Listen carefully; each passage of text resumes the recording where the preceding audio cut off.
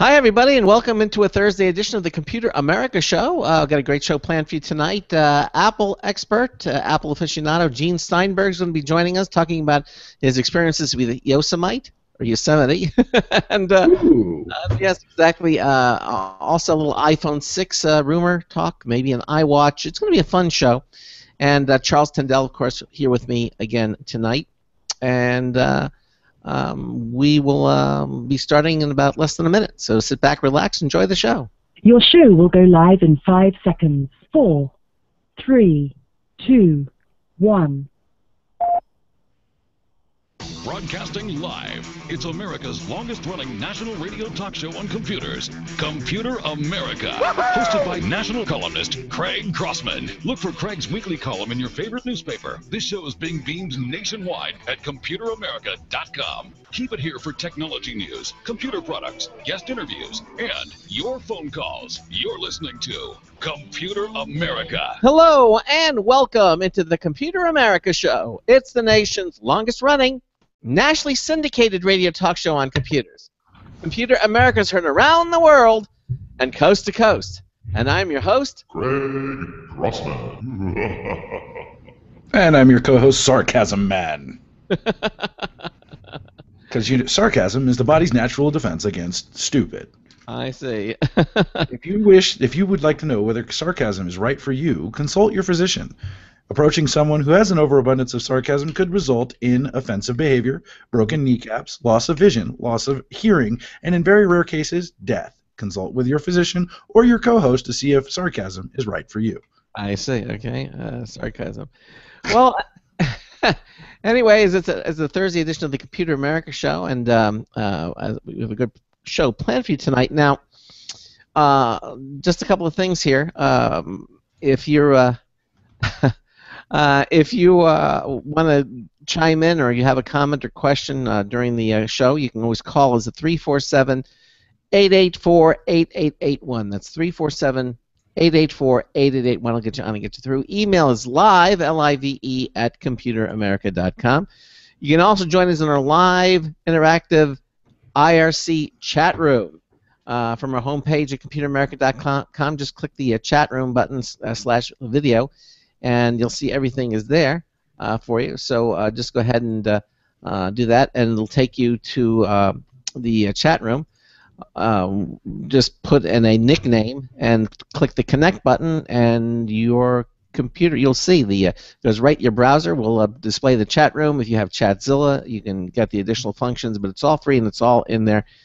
Check it out. All of our Computer America regulars are in there, and some of our irregulars are in there, and some people you don't know who they are in there as well.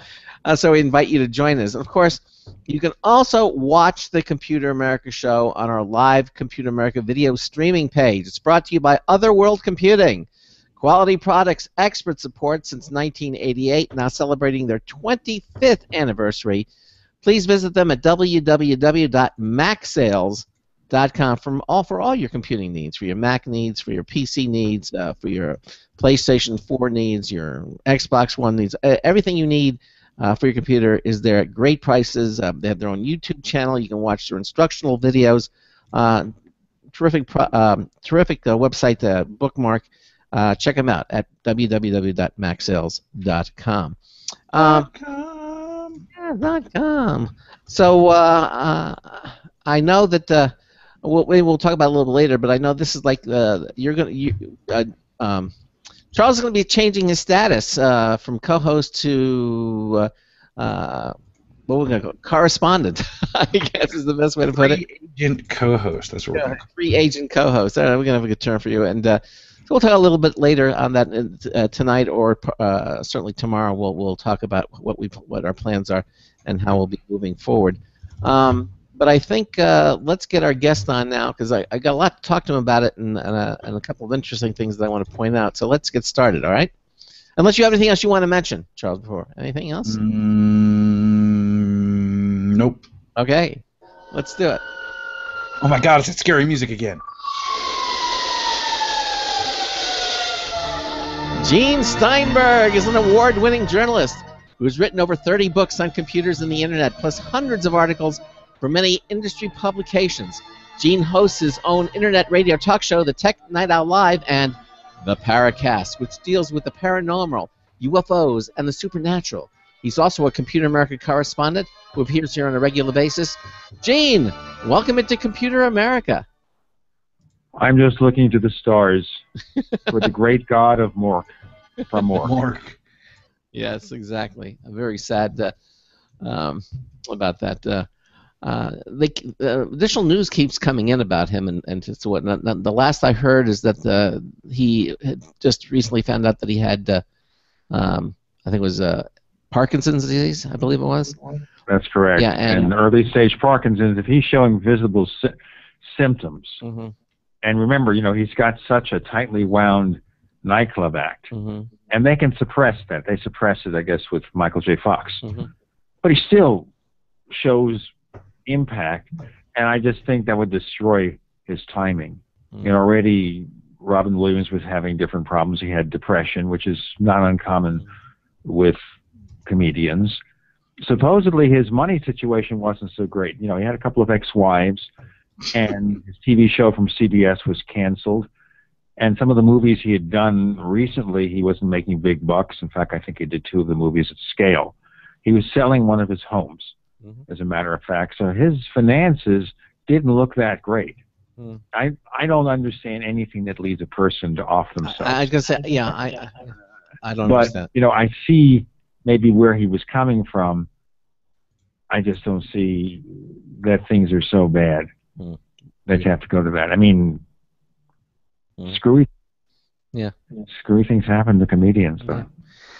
Well, now we're going to talk about some of the different things that we that you're going about Apple Computer. You are an Apple expert, or you certainly report on all of the different things, and you are one of our regular correspondents here to the show. And I always ask Gene, what topics would you like to talk about? Now, one of the things that I think is really interesting, and I know you've been experimenting with, is Apple's latest version of, well, I think we just lost Gene, Charles. Yeah, we just lost. I hope not. Yeah, we just lost him. I will try to bring him back again here. We'll try to get him back on. Let's see what's going on here. Oh no, he is really gone. He's not even on Skype. Now, I was going to ask him. Oh no, wait a minute. Now he has a new Skype name. Let me try this one. Let's see if I can bring him on this one. Okay. Okay. Yeah, he changed his Skype name. So let's see if I can do it this way. There he is there, and let me see if I can add him. Okay. Yeah, he changed his Skype name. Hey, Gene, you changed your Skype name. What happened? No, I didn't do anything. What happens here, of course, is maybe someone from Microsoft doesn't. Oh. Mac guy gone. Oh gosh. Meanwhile, are you looking at the video? No, what I'm going to do is I'm trying to get him back. So let me see if I can get him. Let me try him one more time, and if not, then I'll call. All right, Gene. If we get disconnected, somebody doesn't like me. If we get disconnected again, I think I'll just there it is. I think I'm just going to call him at this point because see what's going on here. Gene. Okay, Glass. Yeah, let's see if we can get it. I think he's going to let it go to his phone, and then that way it will. Gene, you let it go to your phone. Okay. I just amazing. You do all the stuff. We've been connected for about 20 minutes, and everything's working fine. And then all of a sudden this happens. So hopefully it'll go to his telephone, and I can call him there and perform the. Are you on? Go to your phone. No, I'm going to try to. I'm going to see if I can call him on his office phone and see if that works. Okay.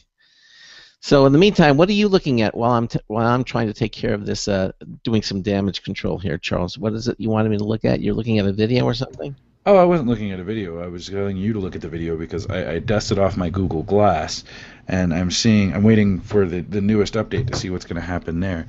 But I'll see what happens. All right. Well, I'm trying to dial him on the phone and see if I can, and see if this will. I'll see at least if this works. Okay. Hello. Yeah, we're gonna try doing this on the phone because obviously Skype isn't working for you. So, and we'll just. Skype doesn't. Skype is. Yeah, this is so freaky because Skype has been. I've used Skype for 3 hours today. Yeah, and we were talking for my about own show. we were doing 20 minutes. We were right. Yeah, and then of course the show goes live, and then everything goes bananas. So go figure. Anyway, we'll just conduct the interview on the phone, and we'll just do it this way. So anyway, as I started to tell people, is that you are experimenting with the latest version of Mac OS 10 Yosemite, which is 10.9. And I understand that you really enjoy it. At least you are enjoying it. Is that correct? It's actually 10.10. It is 10. Oh, I'm sorry, 10.10. I mean, those numbers. I mean, how time flies. Yeah. But the key is that yes, I don't know why I did this. Of course, it's probably a matter of insanity, a matter of supreme insanity. Mm-hmm. But about a week ago, I got a notice that the program we use to capture audio, which is Audio Hijack Pro Mm-hmm. from Rogue Amoeba, Mm-hmm. was made compatible with Yosemite. Mm-hmm. Also, Skype was compatible with Yosemite, so I tried a couple of my regular apps, and I said, gee, it works. So I will move Skype to move Yosemite to my main partition on my iMac, Ooh, which I did. Courting disaster. Isn't that dangerous? Yeah. I'm on the cutting edge here. It's like it's like the bungee jumping. Yeah, and the cord just snapped in twice. the computer field. You want to bungee jump. Yeah. I remember this is back in the 90s when they had the Mac clones. Mm-hmm. They had this company called Power Computing, and they invited people, including me, to bungee jump. And I, said, not on your life. Mm-hmm. But, so that was as close as I came to, losing my life. Yeah. So I didn't bungee jump. But seriously speaking, it's not as bad as bungee jumping using a beta operating system. As a matter of fact, Apple made it available as a public beta for up to 1 million Mac users. I don't know if they've reached the million mark yet. Well, do you know? You can check. You can look up. Do you know who else is using Yosemite right now? You? No. Craig's Close. Charles Tindall. That weird person who just dumped $10,000 into a Mac Pro. Oh my God! I wish I had that kind of cash to dump into a computer. Yeah, Charles is using Yosemite. He likes it. I like the flat and it's fast, so yeah, it's nice. He's anti-skeuomorphism. He likes the Apple's Oh yeah, no, I understand. He's right about the fast. Apps are launching faster than they did under Mavericks. Well, it's using the whole system's using less resources, which is nice. So. Yes. Okay, so we're both crazy. We're both complete lunatics, and we're both bungee jumping on our Macs. And we got to get Craig to do it as well because I think he's still on like OS 9 or something. Yeah. No, I'm not using he's OS probably 9. He's OS 6.0. Something. Right? He's so old school. There's not a number for it. -14. Yeah. No, I'm actually using Mountain Lion. I decided not to go to Mavericks because a lot of the things I was having too many problems with it, and I went back to. Thank goodness I had a clone using Super Duper, and I just went back to it. I'm sure if I use Mavericks now, it will probably work, but I'm thinking at this point, I'm just going to wait. I'm going to skip Mavericks and go up right to Yosemite when it comes out. When are they expecting to release it, to have a golden master, Gene? Okay, so they are saying this fall, but I have a few areas of speculation, so let's look at it. Mavericks was released in the latter part of October last year. Mm-hmm. Mountain Lion came out in July of 2012, but that ship has obviously sailed. Yosemite is in pretty good shape, but there's another thing going on there, and that is that some of the features, such as continuity, depend on iOS 8. Mm-hmm. iOS 8 will be released with the next iPhone, which will probably be like the 3rd or 4th week of September. Well, see, here's some even more bleeding edge. I have a suspicion here. The beta releases have been simultaneous, or almost simultaneous, with Yosemite and iOS 8. So I have this crazy prediction, and my predictions are sometimes right, that Apple would want, it doesn't necessarily mean that it's going to happen, they would want, for marketing reasons, to get the two out the same day. So we're talking about the latter part of September. And once again, the reason being that they depend on each other. And it's kind of ridiculous to have iOS 8 out with continuity, the ability to do all that stuff that links to your Mac, and the Mac's not running the right operating system. Yeah, that would put that. Now, this is all supposed to be for September the 9th? Well, okay, September 9th is the rumored date where Apple will have a launch event in California for the next iPhone. Is it still a rumor, or did they confirm it? They haven't officially confirmed it. Now, the people who normally know about such things have said that September 9th. Now, other than the fact that it's also my birthday, I'll be 396 years old. Happy birthday. I would think here, thank you. Yes. I resemble that. But seriously speaking. You're a Virgo. No, actually, it's 420. You're a Virgo. That's right. Okay. So ask me how I know that. This is the rumor that the 9th, if they do it on Tuesday the 9th, it would be for sale the following Friday, the following weekend, not that week, not the 12th, but would be the 19th. So therefore, the obvious release date for the operating systems would be a couple of days early to get them out of the way before they have to overburden the activation systems for the new iPhones. So it would probably be the 17th, maybe, of September, thereabouts, give or take a day. All right. So if iOS 8 comes out then, Apple will probably try to get Yosemite out the same day. And once again, I think Yosemite is in fairly good shape. There's some known bugs. It's in pretty good shape. It's not ready yet, but I would be surprised if they couldn't get it out within a bit over a month. Oh, now KY Engineer in the chat room says he's running Yosemite. So it's not only you and Charles. A lot of people out there are running it. Okay, so. Well, if Apple has. So think about 1 million. That means 1 out of every 80 listeners who use Macs, who listen to your show, are using Yosemite right now. There you go. Well, I just asked him how he likes it, and he hasn't responded yet. But so let me ask you this: as my recollection, Gene, is that you have the same iMac, or very close to the one that I have. You got yours at the same time. All right, so you still have the wide edges. You don't have the nice thin edges yet. I have a Core i7 with about 8 gigs of memory. I have 8 gigs of memory and a 2 terabyte hard drive. So that's basically the same system that you have. So let me ask you. I mean, how is it running? You can't use some of the new. There are some features that are hardware dependent, which we saw in Mavericks and what have you. That you like the sleep, but it isn't really sleeping. It still works in the background. There are a few special features. Yeah, the napping feature. Yeah, exactly. Yes, there is one key feature. Part of continuity is handoff, and handoff is a feature where you start, say, writing an email on your Mac. It's time to go to work, and really.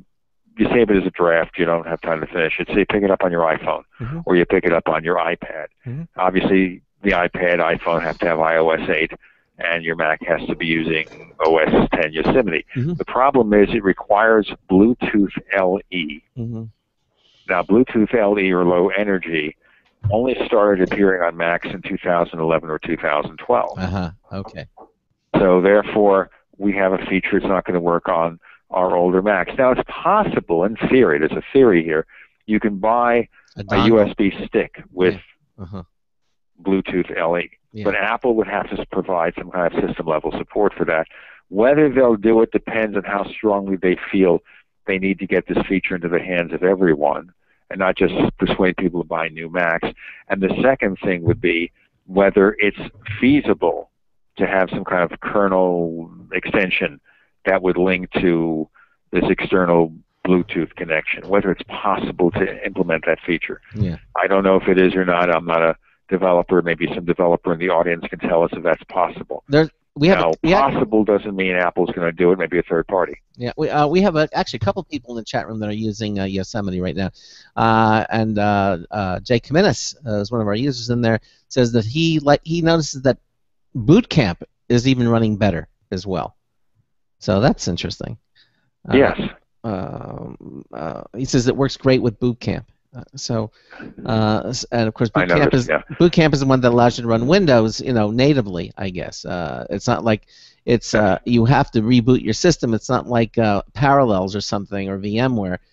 Boot Camp comes it's included with the OS 10 operating system. Parallels is like a $79 add-on, which I highly recommend because I really like Parallels, and I use Parallels when I want to run Windows. Right. Because you don't have to reboot your system. Now, I noticed a note from the gentleman in your chat room, VM Fusion is not working. And that's not unusual. These things are pulling the virtualization with very tight integration to the operating system. And I don't know about Parallels. I haven't tried it yet. But this is normal.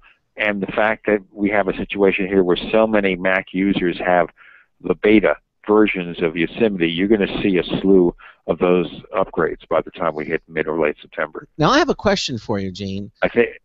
Yeah. Sure. Why do you think Apple, because Apple is always so closed-mouthed and clean, why do you think they're now releasing and releasing public betas of Yosemite? They're not being secretive. Why do you think they're doing that now? It looks like it's becoming standard. Operation for Apple now to pre-release their operating systems. Why do you think they're doing that? Well, the one reason, of course, is that it's no longer a retail product. It's free. Mm-hmm. So there's no financial loss not to do it. Mm-hmm. The second thing is that we all know that when a new operating system comes out from Apple, the first 3 or 4 versions have all sorts of crazy bugs. And the feeling by many people is if you had a public beta, these bugs would be caught.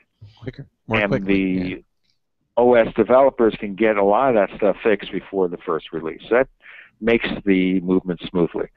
The second thing is that it's great from a marketing standpoint because immediately you get everyone in place, a large number of people in place with a new operating system. You encourage developers to get their updates out much more quickly because of the fact that there is now a possible user base of beta testers totaling 1 million.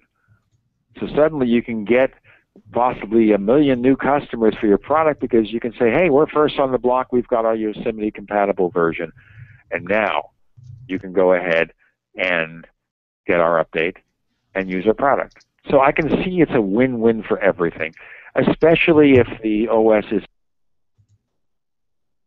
I mean, it didn't happen immediately. The first public beta went out on the 24th of July, but the original developers' releases, which were pretty shaky, came out in early June. They're not the same.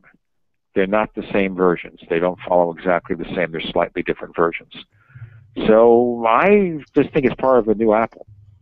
Under Tim Cook, it's a somewhat more open company. Yeah. Okay. So you 10.10. All right. So that's right. That's a good reason as to why.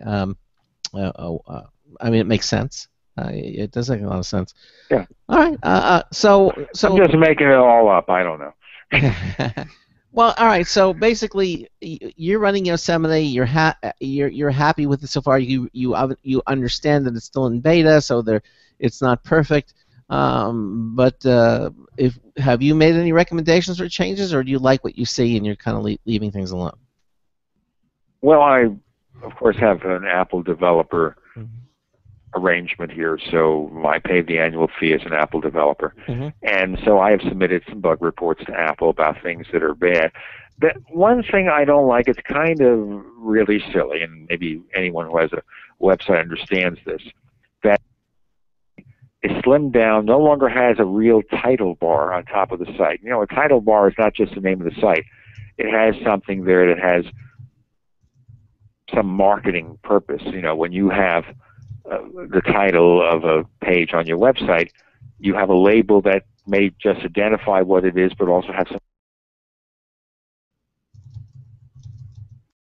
Have a lot of tabs on your browser screen. They're truncated, so the final group of lettering isn't seen. Yeah. So I think from someone who actually develops websites, I don't like the new feature. I want the title bar back, and I have asked Apple. I actually posted a bug saying, get that title bar back, and they listed it as a duplicate request. So we'll see if they do it or not. It's like we have the Paracast, which we call the gold standard of paranormal radio, and that's the title. I mean, it's in the title bar. It will say the Paracast M- the gold standard of paranormal radio. So you don't see that. You see in the tab the Paracast, the gold standard of ... etc. So from a marketing standpoint, with a website, you want people to see your title bar. And now you can't, because Apple made this change. I understand why, because a lot of people buy these 11-inch MacBook Airs. It's one of Apple's best sellers, especially now they went down in the price to $899. And there's not a lot of screen real estate, so anything they can do to reduce the space of all the stuff on the top of the screen. So you're saying there's no more... Because everything is turned off. So there's no file, edit, view, none of that stuff is there anymore at the top? No, you're thinking it wrong. Sure. That's all still there in the menu bar at the very top. I mean, the menu bar is the same. We're talking about the title bar on Apple document window, where it's got the title of something. Oh, okay. Okay? So the title is gone, but you can bring that back, or just defaults to no title bar? You can. The only thing you can do is you can change the way that the site is listed in the address bar. That's all. That's the only real change you have there. Okay? That shows the full website address. That's the only change that you can make. It's in the smart search field. Show full website address. That's the only change you could make. And that's a feature that was actually added a couple of versions back. But so, I think Apple should optionally allow you to see the full title bar. No. If you don't want to, you don't have to. Yeah, I would think that'd be... Choose it from the view menu. Well, wait, Gene. So I'm running Yosemite as well, and I'm on what's this version of Safari, 8.0. And I get the full title bar. Like I'm on the Kali Linux website. It actually says it in the top. You understand what I mean by title bar? It's above when you open a document window, and on the top, it's parallel with the little buttons, the little red, yellow, green buttons, and you have a title in the center. Yeah, of the page that you have. Of the web page. Sorry, you don't have that. You have the title in the address bar, and it's just the address of the site. No, I mean I'm looking at it. I've got tabs open, and I've got Ubuntu forums on one side, and I've got Kali Linux on the other. So it's giving me the title. All right, look at the top. All right, maybe we need to exchange stuff here, but I do not see a title bar. Interesting. Well, here, wait. Are you looking at our video screen thing? No, he doesn't have. He doesn't have it open, I don't think. Well, no, he can see it if he's not seeing it. See, well, there it goes. Well, do you see it, Craig? I think what he's talking about is right here. I'm seeing it. Yeah. Yeah. Let me. It actually says the title at the top there. Yeah. In other words, where the red, yellow, and green little buttons are on the left side, Gene. I don't. Okay.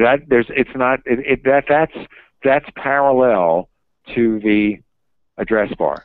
Yes, it's right. That is, but below it on the tabs, nothing above. I get it. Above it is just the top of the I screen. get where the confusion is, Charles. It used to be it's in the URL, but if you look at the older version, it was in a line. The title was in a line by itself with the red, yellow, and green buttons. Remember, the title attribute is a separate label on a site where you give it some kind of label. It's not the address of the site. Right.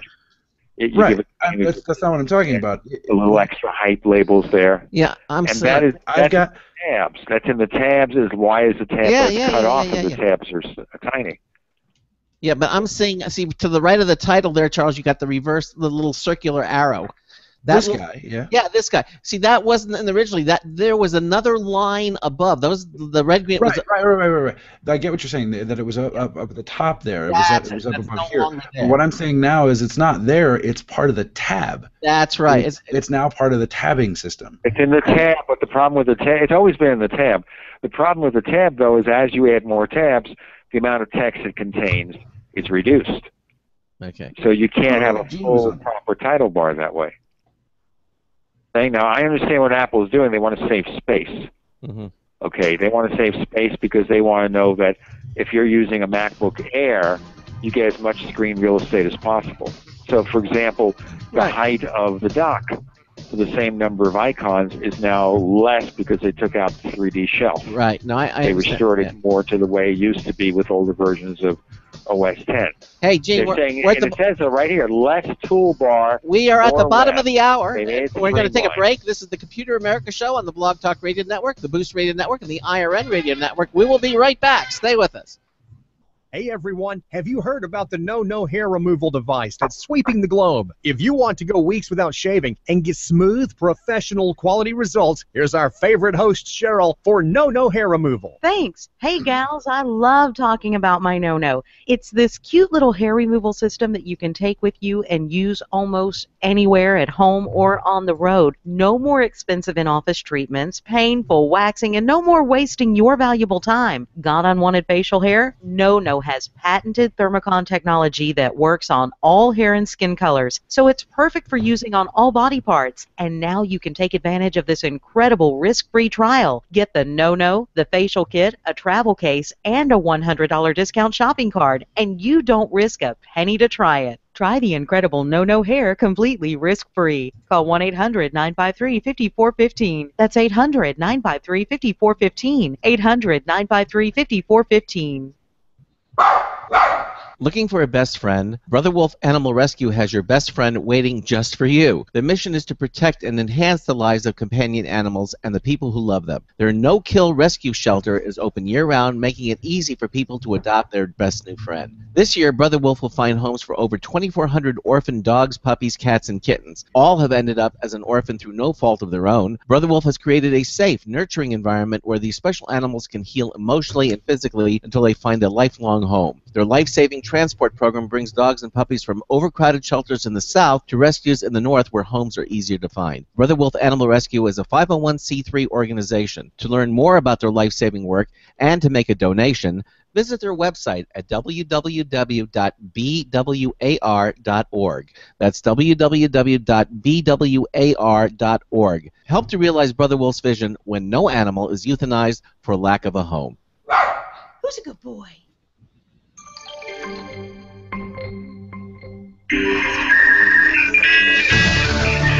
You're going to like this one. This is Marty Winston for Computer America with a News Tips Bulletin Review of Thinnium Charge. Now, a box of chiclets is bigger than a Thinnium Charge, at least at first. It has a flat front and back and rounded edges, so this gizmo looks unassuming, but its DNA is part transformer. At the bottom on the back is a little square that says push, and when you do, an upward-facing micro USB port steps forward, just begging to go into your handset's charging port. You can charge it from USB with a tucked-in saluting hand connector on a cable that's stowed in the top right, but there's an even cooler trick on hand. The back has some AC prongs you flip down. They never quite reach a right angle, so you get a spiffy slanted easel. You have a complete 1-amp USB charger that's a small and slim, so small and slim, you'll always have room in whatever you're carrying to slide it inside. Bottom line, Thinnium Charge takes the concept of a wall-wart charger and knocks it flat. This is Marty Winston with a News Tips Bulletin Review for Computer America. I figured out what to do. Just take my headphones out as the dialing modem kicks in. It helps me a lot. Anyway, welcome back to the Computer America Show. We are 33 minutes after the hour. In the first hour, talking to Gene Steinberg, our Apple aficionado, about all things Apple. We were just talking about some of the new improvements over Yosemite, having a good old time with that one. If you guys want to get involved in this conversation, you got a question for me, you got a question for Gene, you got a question for anybody in the chat room like the NSA there or Frank or one of his other cats, give us a call, 347-884-8881. That number again, 347-884-8881. I'll get you on, I'll get you through. Or shoot us an email live at computeramerica.com, or just go over to computeramerica.com and click on the interact button there with the chat room. You'll see our new IRC interactive chat room there. Everybody's in there hanging out. I'm there, Gene's there, Craig's there. It is funny though, Craig, that you're so happy about your hair, right? But yet you run a commercial all the time about hair removal services. Just saying, it's just highly entertaining. Down to here, now it's now I cleared it up there. You say that. Well, it happens. It's just your hair running away from your face. It's okay. Anyway, if you guys are on the chat page, right above that, you'll see our streaming video on Google Hangouts, brought to you by these guys right here. Yep. Brought to you by the great folks over at Otherworld Computing. Great stuff for your Mac computing needs. Efficient, just an appropriate show to bring it up on. If you need upgrades, you need parts, you need new hard drives for your legacy Macs, for your modern Macs, you can't really upgrade. You want to go back in time and do some fun stuff up there. Check them out. MacSales.com. Great stuff from great people at Otherworld Computing. I use them. Craig, I think, is trying to use them, but he's just not cool enough. But I bought stuff from him and have never looked back. And my wife's Mac Mini now runs circles around most other people's stuff. It's great. I've got to tell you about this latest thing I get at MacSales.com. Latest thing. Yeah. But wait, you're doing it wrong. You got to go. But wait, there's more. Wait, more. Yeah, I asked Gene before the show if he has a Mac Mini. I know he does. He said he doesn't have a Mac Mini. I'm correct, right, Gene? You don't have one? No. Okay. No. All right. But Charles has a Mac Mini. No place for one here. Yeah, Charles has a Mac Mini, and one of the things that I don't know if you know, it is the Mac. You're with the Mac Mini. It's right in sight. You have it there. But a lot of people use the Mac Mini sort of like as a server or remotely, and they stick it in a closet. Right. And they stick it in the closet because they don't really need to look at it. But one of the things that you have to do when you do that is you have to have a monitor plugged into it, because if you don't, then there are a couple of things that you can do. You can turn on. There are a couple of modes that you can turn on. It'll help it. But basically, if you don't have a monitor, you have to have a monitor plugged into it, and otherwise, it's not going to give you the. You're going to get a lot of lag. There's certain things that are going to happen. Well, they came out with something called the Headless Mac Video Accelerator. This is a $19 product. They sell for $19. This is something new that they have. And you never have to settle for a choppy interface again. This plugs right into the Mac Mini, into the one of the ports there, and it tricks the Mac Mini into thinking it has a monitor plugged into it. And that's what it does. And when you do that, the Mac becomes, even though you're accessing remotely, it becomes completely fluid again, just as though it was right next to you. So if you don't have this headless mini video accelerator, you're not going to get the full power of the Mac Mini. Plugging this in makes it work just as though you restore the performance. It's so simple to do. And again, it's $19, and again, it's at Otherworld Computing. They just introduced this thing, and it's really cool. Now, I don't know. Do you have a video? Do you have a monitor plugged into your Mac Mini? We've got like a 32-inch television actually plugged into the Mac Mini, but you have a video source, right? But if you want no video source with it, but you still want to use it as a remote server, if you plug this, because it's a little tiny thing, it's like a dongle, really. It's called the HDMI and tricks it, yeah. It says headless right on it, and it fools it into thinking it's plugged into a monitor, and it works. You get no lag, you don't get that choppy motion. It works perfectly. So again, from Otherworld Computing, they're so innovative over there, and they've got this. And just I thought I would bring it to your attention that they just came. They just announced it. It's only a few days old, and it's cool stuff. It's cool stuff. And again, at Otherworld Computing, you can check it out for yourself at MacSales.com. All right. So anyway, getting back to Gene Steinberg, and we're talking about Yosemite.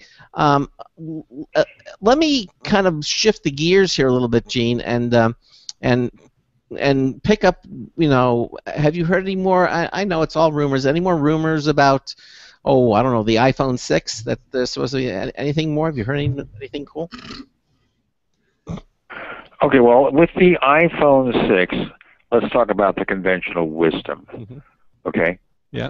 So the conventional wisdom for the iPhone 6 is that it's going to be available in 2 versions, 4.6 inches, a lot larger than any of the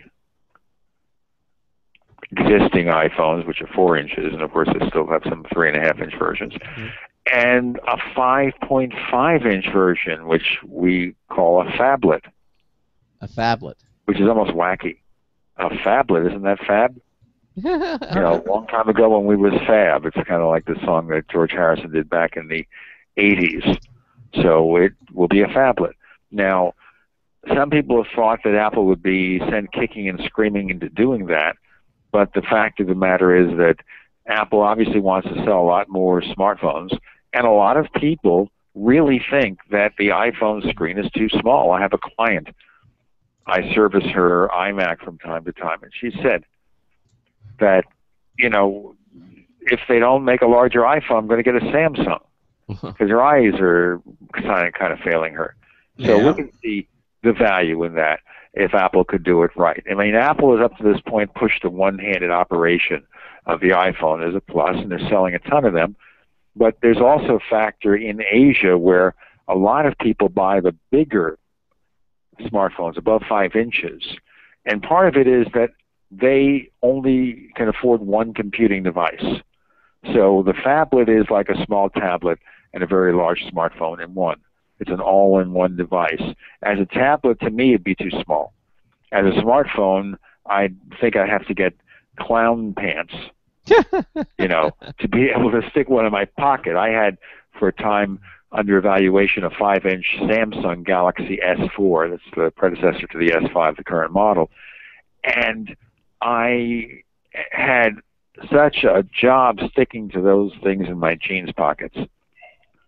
So I was so glad to go back to the iPhone. So I don't know. It depends on how much physical size Apple adds to the iPhone, but the 4.7-inch will be the normal version, and be a 5.5-inch version. Some rumors say it's going to run a little late. The second thing will be the so-called A8 processor, which is the next upgrade for Apple's processor.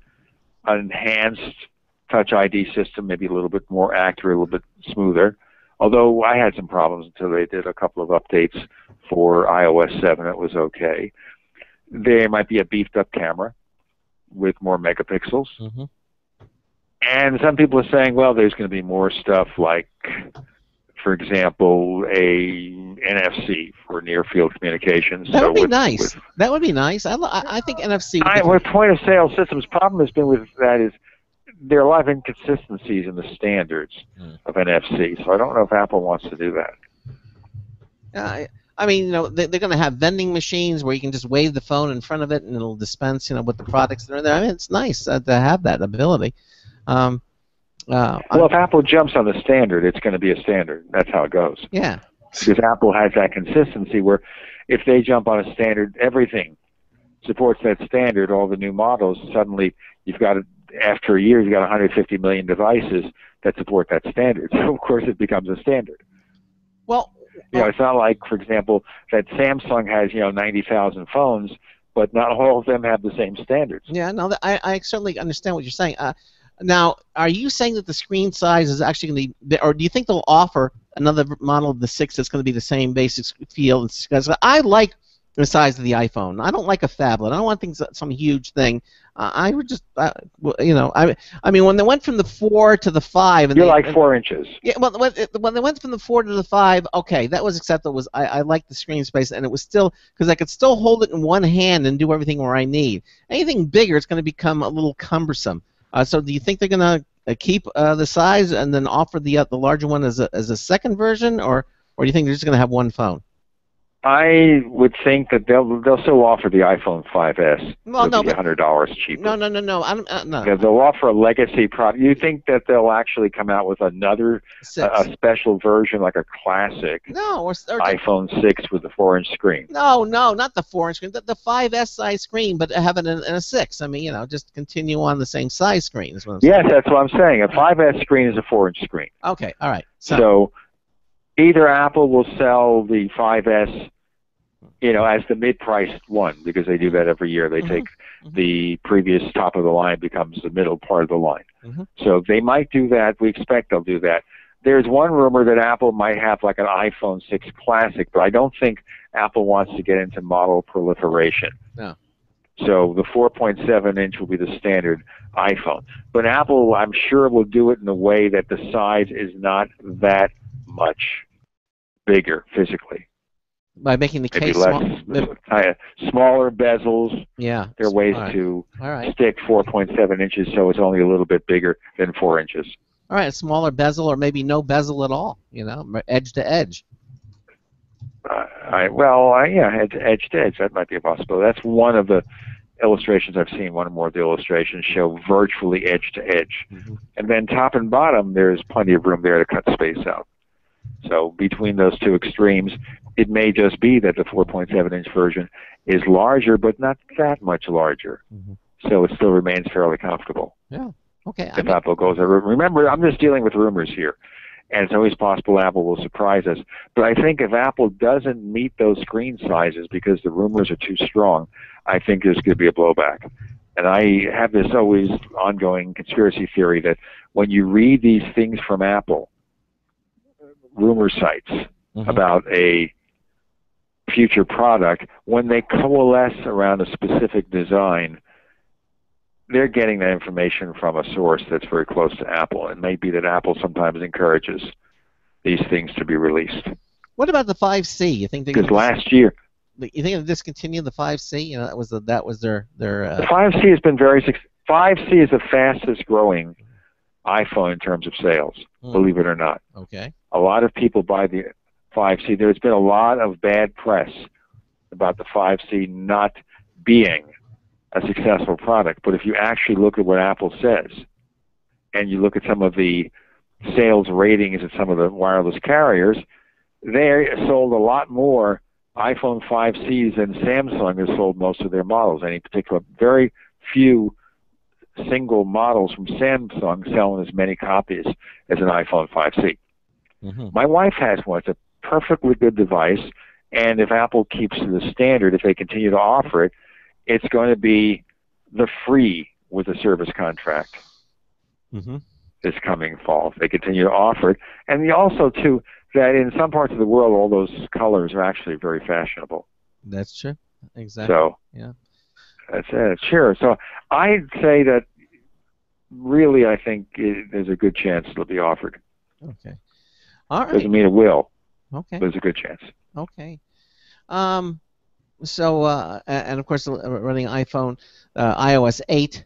I guess iOS 8 will debut on the iPhone 6, and there will be no iPhone 6s running iOS 7. It'll all be iOS 8. No. Yeah. Okay. And I hear a dog. Okay. You hear? Okay, we have the neighbors. Yeah. Across from us have 5 dogs. 5 dogs. And sometimes those 5 dogs get enthusiastic. And they have an argument. Like family members. They get into an argument. Yeah. Well, here I'm those 5. And actually, one of those dogs keeps escaping from their home and tries to play with my dog, Teddy Bear. I'm trying to respond. And okay.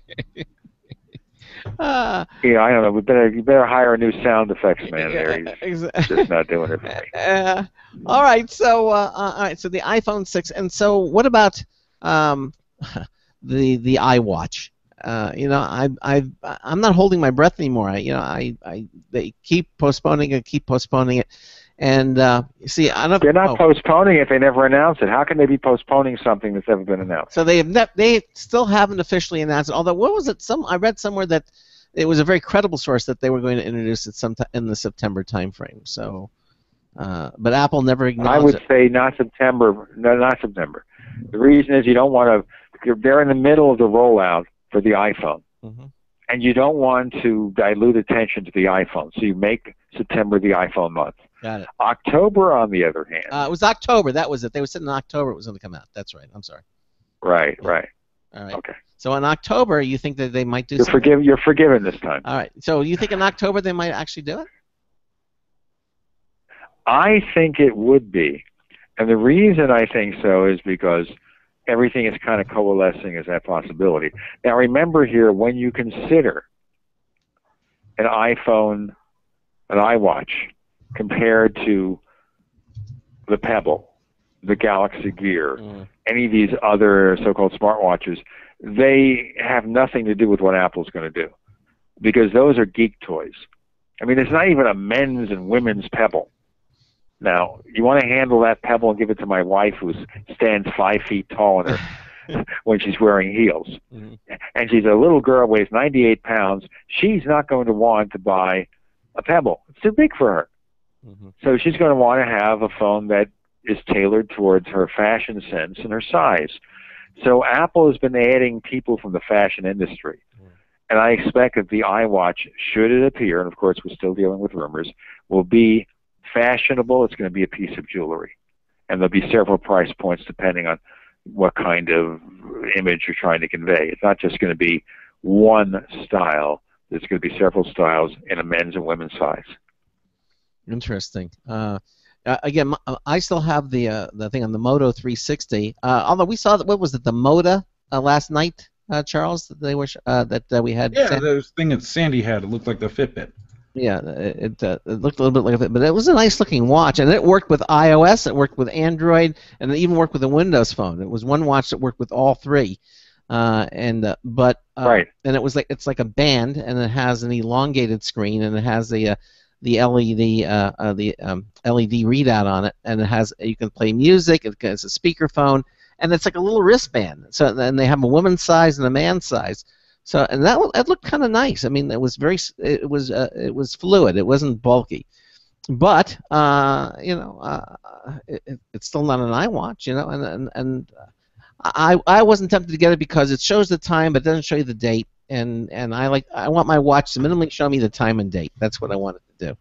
So and you have to push a button to make it come on. You have to push the button on. So that means you need an extra hand to do that. So. They have no clue, these people, how to design interfaces. And Apple does. Obviously. Yes. And obviously, it's going to be like, remember, for example, what digital music players were like before the iPod came out? No, I don't even remember them, really. Before the iPod? They were out there. I reviewed some for ZDNet. So I tried some of them. They were totally useless. I mean, I suffered pain just setting up the products, using them, and writing reviews. I wanted to say this is a piece of crap, nobody should buy it. End of story. Of course, I have to write a more detailed review. When the iPod came out, it was usable. Yeah. That was the first difference. It was usable. And that's the key here, that whatever Apple does with a smartwatch, a wearable device, it's going to be usable. It's going to make all these other products fade into insignificance because they're all the same. They're all pretty much the same. Okay. All right. But have you seen the Moto 360? Because that is actually a nice looking little watch. It's round, I've seen it. Yeah, I've seen it. Yeah. It looks nice, but it won't work with iOS. It only works with Android. That's the problem there. Yeah, I realize. Well, we wonder why. But I wonder why it would work with Android. I mean, why would they do a thing like that? But I'm not really, it didn't impress me. So let me ask you this. I mean, the point is here is it looks like a watch, which is fine. That's what I liked about it. It looks like a watch. Yeah, it does. It looks like a watch. Yeah, it looks like. But Hello. Oh, are you on the phone? Okay. I'm on a radio show, Barbara. My wife just picked up the phone. Isn't that cool? And now our special guest. Yes, it's for about Gene's wife. Second. Gene's wife is on there. So basically, I started saying the Moto 360, you can have different watch faces. The whole thing is a screen. When you look at it, though, it's so nicely yeah, I know. done. I'm looking at it. Yeah, it looks so it's so nicely done. You think you're looking at an analog watch face, but it's not. But when they show you the analog watch face, it really does look like you're wearing a watch. And at quick glance, you would just say, oh, it's another watch. You wouldn't even realize that you're looking at a screen. You know, it's sort of like what the iPod. Remember the little iPod Nano? You could actually put it into a watch band, and you could have different watch faces appear on it. Yeah, so maybe it's like an iPod Nano, right, with a circular face. Exactly. I mean, it's not a bad-looking watch. It's just that I think Apple would want to consider something, like I said, for men and women, because that's too big for a woman. Yeah. Although your wife will tell you that. Well, if I give this to my wife, she would. Wait a minute. She would just. Today's fashion. Today's fashions. I've seen women wear big clunky watch, but I mean it's a fashion statement. I've seen women wear them. I'm not saying it's for all women, but I've seen it. Seen them do it. Oh yeah, I mean, I think Apple would want to offer different alternatives there. Sure. I mean, there's nothing wrong with the Moto 360. I mean, I like looking at it. I'm looking at the picture right now, and I'm going through it. I certainly think I like that better than a Pebble. Really? I mean, if I'm going to buy an Android watch, I think I would pick that way above a Pebble. A Pebble doesn't impress me at all. I think this is not a bad watch. It looks nicer. Yeah, no, there's no comparison, and I completely agree with you. I think that the Moto 360, again, it looks, for all intents and purposes, looks like a regular watch until all of a sudden you see somebody's face appear on it or what have you. You know, it's completely it's an actual screen. It's a round screen, and it has some nice sensors on it. If you use it for navigation, a little arrow will pop up and show you the direction that you're going, and with directions. And so, I mean, it's nice. Don't get me wrong, but I'm holding out. I'm going to see what Apple comes out with. In the meantime, I found my old watch, and I've put a battery in it, refurbished it, and so that's what I'm wearing now. So, and we'll see. You know, now, is it coincidence? Well, yeah. Is it coincidence that this is all happening on the 9th of September? Because something else is happening on the 9th of September too. Well, we have my birthday, Apple's announcement. What else? Yeah, it's your birthday. My daughter's birthday is on the 7th. Oh, mine's on the 26th. My oldest daughter. Mine's on the 26th of September. Well. No, but the 9th of September, so it's going to be your birthday, and Apple's going to make the announcements for the iPhone. Well, I just hope that Tim Cook is a good guy and he sends me That's right. a new iPhone. And with a happy birthday as card. a birthday present. Yeah, exactly. Right. Yeah. I know. Well, Gene, I know you said you wanted wanted to cut out early tonight, so I want to thank you for being here with us on tonight's show. And again, I think you've given us some things to talk about. Again, if you now, can anybody download the Yosemite? It's an open public beta, so anybody can get it at this point. So your recommendation is to do it? Yosemite, well, you should. I don't know that they haven't closed it off yet. Mm-hmm. So I would suggest you try. Yeah. What the heck? There's nothing wrong with trying. But just in case. But don't. They still have slots open. It's worth it. I would say it's worth it if you observe the cautions. You got to read the cautions that Apple posts there about having a backup, not using it on a production computer, that kind of thing. Right. I think it's worth it, but don't do what I did. Yeah. Or what Charles did. Don't use it on your production computer, because what you're going to do is, if anything goes wrong, you're going to be in a mess. Yeah, don't want to do have that. to restore your old computer. So don't do it. Yeah. But if you have a second drive, a second partition, or a Mac that you don't use very often that's compatible with Yosemite, have fun. Exactly. All right. Well, good words of wisdom. Again, Gene, thanks so much for being with us here. We'll catch you next month on September, and we'll see how close your predictions came to fruition. Okay. All right. I predicted that Mavericks would be free. That's right. Yes, you did, and it was, and it is, it still is, and probably Yosemite will be, and Yosemite will be too as well. All right. I'm waiting for them to give out Macs for free, but that's probably not going to happen.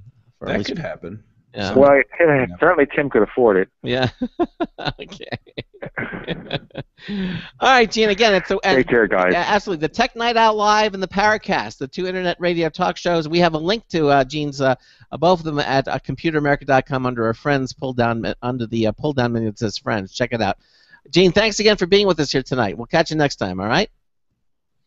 All right, good night. Bye-bye. All right, so there he goes. Again, Gene Steinberg. Now, we got some interesting stories, Charles, in the news. I haven't loaded them yet, but can you tell us a couple of stories here that we're going to be talking about here? I should have totally been prepared for you to do that. You're not prepared. But I'm totally not, because I was totally browsing other stuff. Okay. I know. Let's see if I can remember some of the stuff off the top of my head. There was, no, I can't. But I mean, if we've got 2 minutes, so we can look at this one. Well, ask here. Well, I'll tell you what. No, we can know. I'll tell you what. We'll just do this. Well, wait. The biggest thing is Obama said no internet fast lanes. It looks like Obama is actually going to do something good for the internet community and tell corporations that no, you don't get special treatment. So I'm looking for that's the story I want to lead with. So okay, all right. Well, that's good. And let's see what else we have here. We have YouTube refreshes television app for set-top boxes, game consoles, and smart TVs. Ooh, that's going to be interesting. Okay, and then what else do we have here? The Wall Street Journal says Apple's considering using sapphire displays in more expensive iPhone models because they were saying that they weren't going to have sapphire displays. All right, well, we're going to take a quick break, and then we'll be back with another hour of the Computer America Show. Charles Tyndall and I, we're not going anywhere, and hopefully you won't go anywhere as well. We'll be right back in just a few moments. Stay with us. Broadcasting live. It's the only national radio talk show on computers to air every weeknight. Computer America. Hosted by national columnist Craig Crossman. The first hour's behind us, but there's still more of tech news, tech talk, and your phone calls. We're being beamed nationwide at ComputerAmerica.com. You got computer problems? Bring them on. You're listening to Computer America. Computers run the world, and we run computers. Call us or send us an email to live@computeramerica.com. Hello and welcome into Hour 2 of the nation's longest-running, nationally syndicated radio talk show on computers. This is the Computer America Show, and I'm your host, Craig Crossman. And I'm your co-host, secretly spending money that my wife has not approved yet, Charles Tyndall. Ooh, okay. Well, actually, technically, I can spend this money because it's money that I made that she doesn't know about or didn't until I made that statement. Okay, you have an interesting marriage going on there. So, Gene Steinberg was here with us in the first hour talking about Apple rumors and how he likes Yosemite and some of the predictions he made for the September 9th that Apple's going to be unveiling. If you missed any portion of that, you can always watch any Computer America show. We have everything archived at blogtalkradio.com. Also, if you click our video archives page, you'll see all the shows, every show, all the ones that we broadcast and have videos for. We have those up there as well. Of course, the live Computer America video streaming page brought to you by Otherworld Computing. So did you get a chance to look at that headless mini video? So I sent you the link so you can take a look at it. Yeah, I was looking at it. I think that's pretty cool. I mean, I think it's gonna for the people like I've got a battle buddy who uses his as just a media server. That works good for him. He has to switch cables and do all this other crazy stuff, but it's pretty cool. Yeah, I've never seen anything like that anywhere. Yeah. And it's from Otherworld Computing, and again at maxsales.com. Really, $19. This a headless mini video accelerator, and you see how it works. That they actually have a demonstration video at Otherworld Computing, so you can see that he shows you, how the response slows down when you pull a monitor off the Mac Mini, and why you have to have it, and then plugging this back in, it works just as smooth again and fluid again as it tricks the Mac Mini thinking it has the video monitor attached to it. So yep. That's pretty cool. If you have a need for that, they certainly have it over there. All right, so we're going to do some computer news. Anything else you want to mention before we do some news stories? No. Oh, what about Black Cat? You wanted to talk about...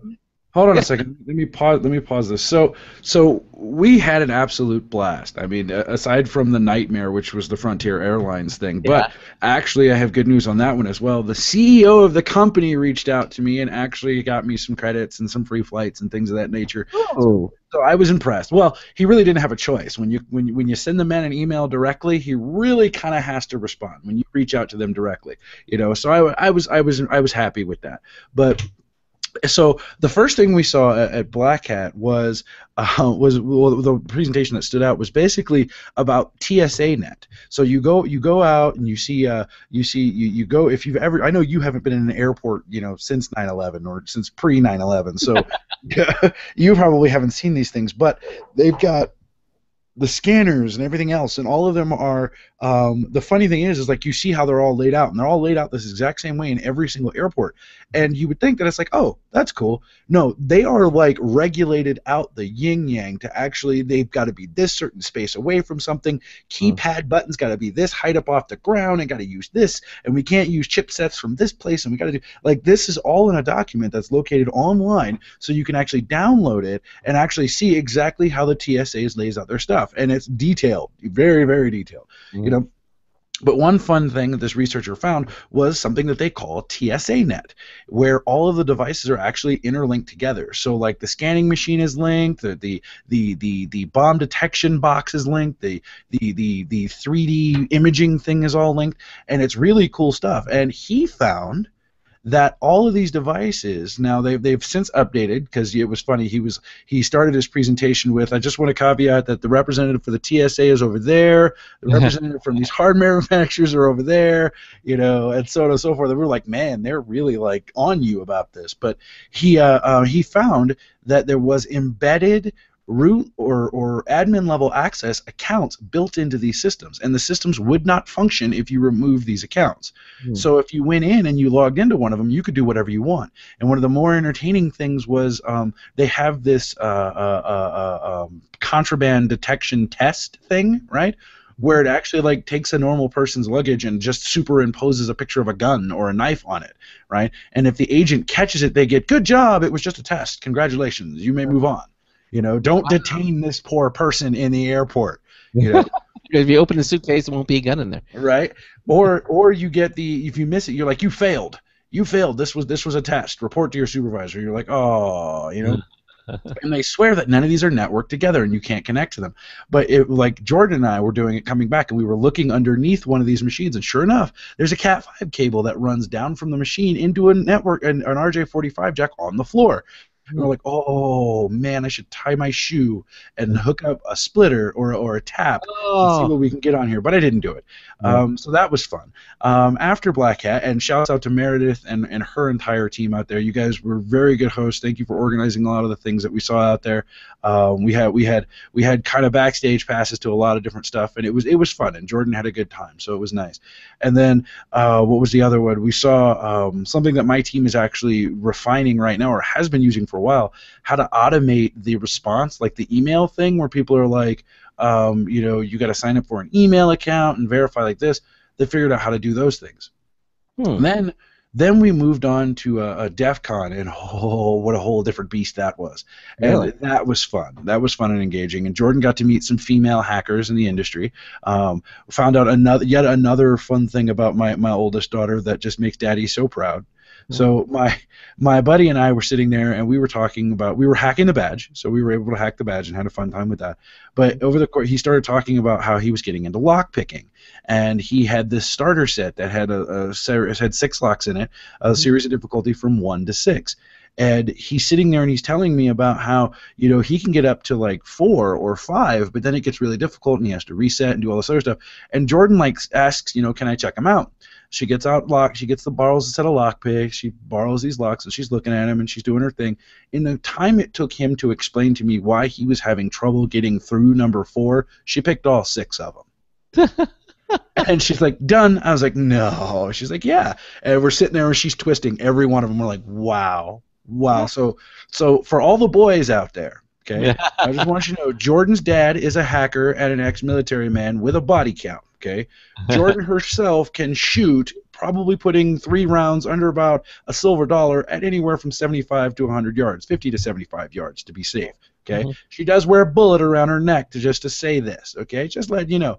And she can pick locks. Okay, the next thing I need to know is if she can steal cars, and she's gonna just be evil. Just saying. So for all you boys out there, one of us will shoot you, just so you know. There you go. All right, spoken like a true dad. Yeah. Okay. So you had fun. That's good. We did. We had a lot of fun. You know, it was Vegas, so you drink more than you really should. And I mean, we at DEF CON we finally got definitive. You know, put this to death with the stupid. You know, hackers can use the entertainment network on the aircraft to actually hack the flight control system. You know, when it first came out, I was like, you're an idiot. If you genuinely believe that they would build it so that you could actually use the in-flight Wi-Fi to hack into something and do something like crash a plane, you're stupid. Like that's most of these planes that have the in-flight Wi-Fi, right, the entertainment systems, it was a bolt-on. It was added on after the fact. Mm-hmm. Now, maybe the pilot's got like his smartphone attached to the same network or something, and you can hack his phone, but there's so much human interaction required that it's really not practical for you to be able to do these sort of things. You know, we saw another presentation, the one that Jordan saw with the female hacker, how you can use a radio frequency, a particular radio frequency, to basically kill the GFIs, the little switches that trigger if you have too much voltage coming through a switch, right? Yeah. How you can trigger them wirelessly from you know, across the room, across the house, outside the house, and depending on how much power you pump through it, you can do it from down the street. And she showed a demonstration where these guys had an antenna posted on the roof of somebody else's house, cranked it up, and were tripping the circuit breakers for the whole house on the house next door. Like, these guys are crazy, you know. So there was a lot of good information, a lot of good things there. They had we spent at DEF CON, we spent more time at the Kids Con. They called it Roots this year. Jordan built from scratch, like from components and resistors, and with a soldering iron and a circuit board. She built her own. Huh? You mean as a discrete components that you're describing, using discrete components then? Discrete components. Well, she built a network, a wired network tap. She built it from scratch and had fun doing that. She got a bunch of free stuff to include her own Chromebook, and she was excited about that. And of course the stickers. You know, she's stickered out during DEF CON, and she was like one of like 5 little girls running around the place. So it was nice. It was a little bigger this year than it was last year. At least it felt so. Oh, that's good. And it was nice. It was actually a really good one. All right. Well, good. Well, thanks for the report. Yeah. And if you ever get a chance to attend one of these things, if you're listening to us, are they open to the general public or not? Oh yeah. Well, if you can afford to go to Black Hat, you're probably not general public, because it's $2,600 a head to get into Black Hat. For DEF CON, it's $280, $220 per person to get in, and you can go and suck down all the interesting stuff you want to suck down there. Just word of advice for first-time DEF CONers. My battle buddy, he read one of these blogs as well. Turn off every piece of external connectivity for your mobile devices, or bring a burner phone that you're not worried about getting hacked. If you do bring your laptop, be prepared to format and reinstall as soon as you get somewhere safe. I did that ritual in the hotel while we were waiting for our flight, and just burned all of my devices. Like, okay, gone, gone, gone. Freaked me out because I had my Bitcoin wallet on my iPad. Ooh. Wiped the device and then was like, oh my God, I didn't set up the online one. No. But I was able to recover my Bitcoin, so I was happy there too. That's a lot of money. You ought to be careful. Yeah. I expect you to be at one of these DEF CONs one year. I will. I'll get out there. Be like, I am the Crossman. Yes.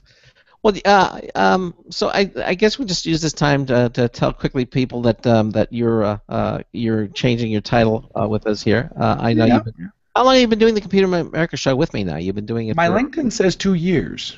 Yeah, almost 2 years. It doesn't feel like that long. Exactly. I don't feel like no. Time flies when you're having fun.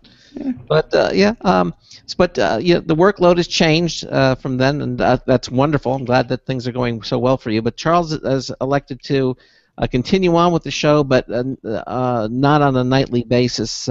If things come, we have a guest that he wants to co-host with me. He's certainly welcome to do so. Of course, any hacking questions, or we will still have a hacker show from time to time. Charles will be joining. And of course, you'll still be able to get a hold of me at charles@computeramerica.com. I'm not disappearing. I am just I am handing off the co-host microphone back to Ben. Yes. He seems pretty competent. He feels he might be able to handle it. And But we have some interesting shows that I'm sure Charles will want to be a part of, and he will continue to do so. And so tomorrow, technically, I believe, is your last show with as a daily co-host. As a co-host, yep. But he'll be in touch, and if you have any hacking questions, certainly he can. We'll keep all the links up there at computeramerica.com to his website as well. Okay. Mm-hmm. And I'll still be there. You'll still be able to find me on the website, and you'll still be able to find me out on Google Plus. And I will definitely come and harass for the Going Linux show and the hacker shows and everything else. And I do still plan on being out at a lot of the big name events. Like we're on the fence. Like I'm kind of traveled out after the last nightmare. But we're really thinking about going and doing CES because apparently there's a lot of good stuff coming out this year, and it's Maybe you'll be you'll be the person out there co-hosting out from CES like you did last year. With videos and stuff. Absolutely, be a lot of possible. Okay.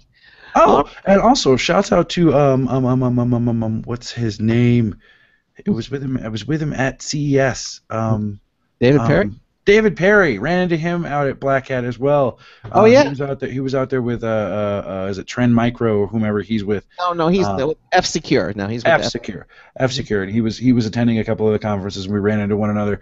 And small world. Yeah, he said he was going to look for you.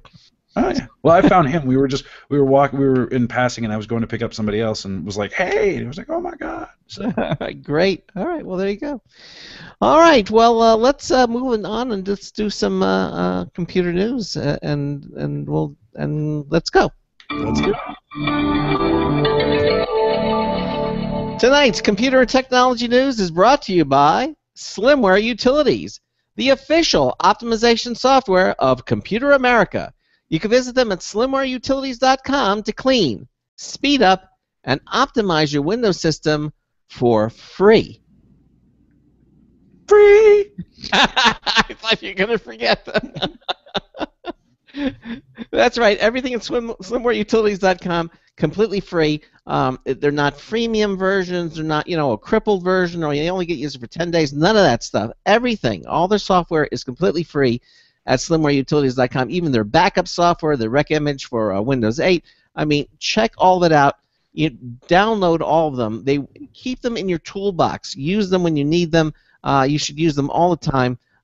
They truly will clean, speed up, and optimize your Windows system. And you'll be glad that you did it, and you'll thank us for it. slimwareutilities.com. Okay.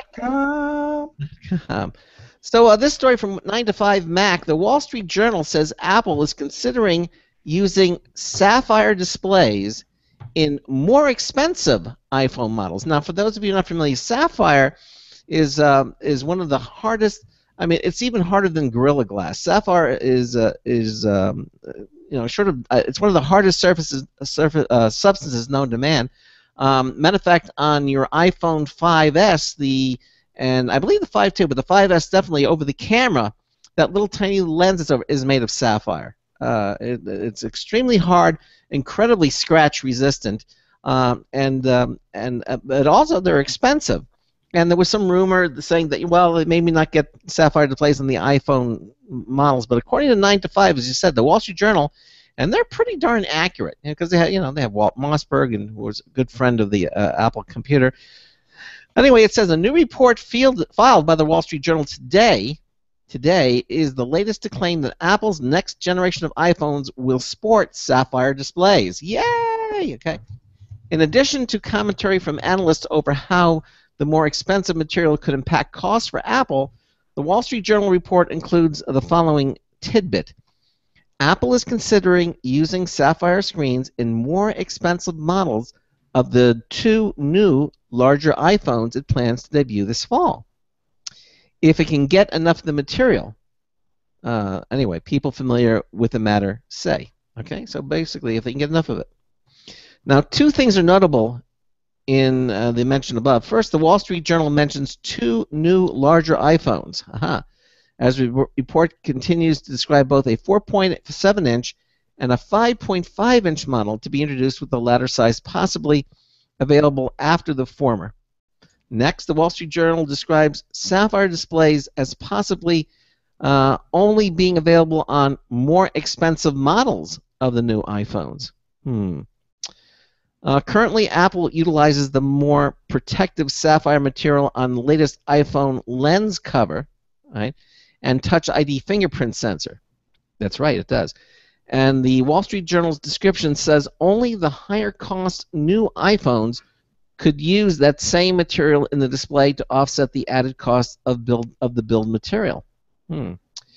iPhone models within the same class are already differentiated by storage capacity, but the Wall Street Journal's tidbit suggests the superior display technology could be exclusive to higher and possibly higher storage capacity and thus more expensive iPhones within the new class. So maybe what he's saying is that, because I always get the 16 gigabyte iPhone. I've never had a use for a 32 or 64. I always get the 16 version because I never use the memory. But it's possible what they're saying is that if you order the 32 or the 64, gig version of the phone, or the 120, whatever they're going to have, you also get the sapphire screen. Now that makes sense. I mean, I could see that happening. I could see Apple doing that. And if they did that, then I would probably justify. I would probably buy the higher capacity because I would love to have the sapphire screen on my, because they're virtually indestructible. You don't get the scratches. You don't get all the things that you get with the current versions of the glass that you use. Now, the article goes on to say, we profiled Apple's manufacturing facility in Mesa, Arizona, located plant last year, where its sapphire material is procured.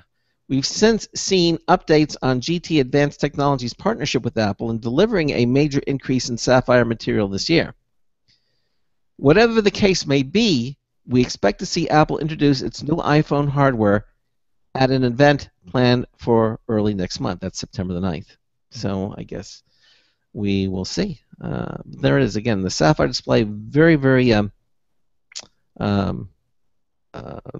hard. I think it's there's a hardness scale. I should go to Google and look up the hardness scale. I know diamond is the first on the hardness scale. I think sapphire is like number 2 or number 3 in the hardness. Wow. Yeah, it's very hard. It's extremely hard to scratch.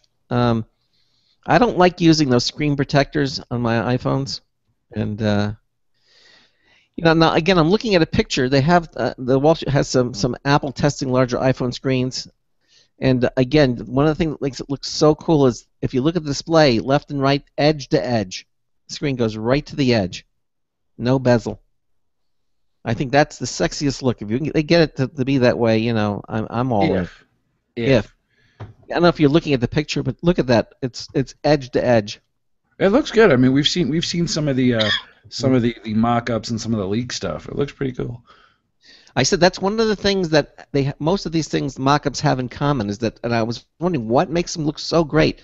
It's that they're edge to edge, left to right. There's no bezel at all, and which we're seeing on TVs. We're seeing more and more of our flat screens now with virtually no bezel.